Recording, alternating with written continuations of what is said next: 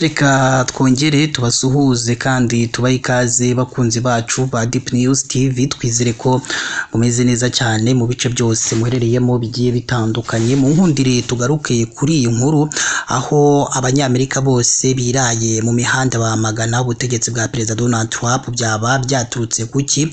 Turaje tugende tubirebera hamwe muri aya makuru. Reba ahantu handitse ijambo subscribe kugira ngo tugende tubana gatanu kuri gatanu.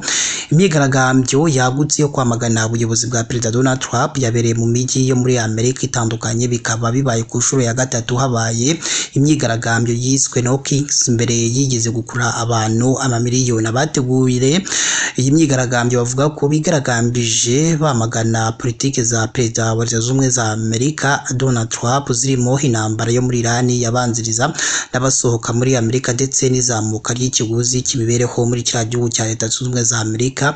Abateguye imyigaragambyo kandi bagize bati Trump arashaka kudutegeka nk'umunyagitugu, ariko iyi ni Amerika kandi ubutegetsi n'ubw'abaturage, ntabwo ari ubw'abashaka kuba abami cyangwa abaterankunga babo baherwe.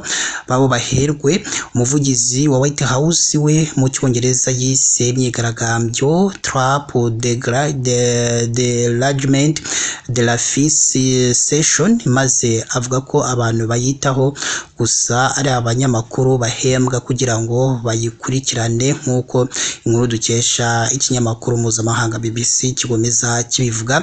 Imyigaragambyo kandi yabereye mu mijyi hafi ya yose minini muri Leta Zunze Ubumwe za Amerika, irimo New York, Washington ndetse na Los Angeles. Reka rero dusoreze hano.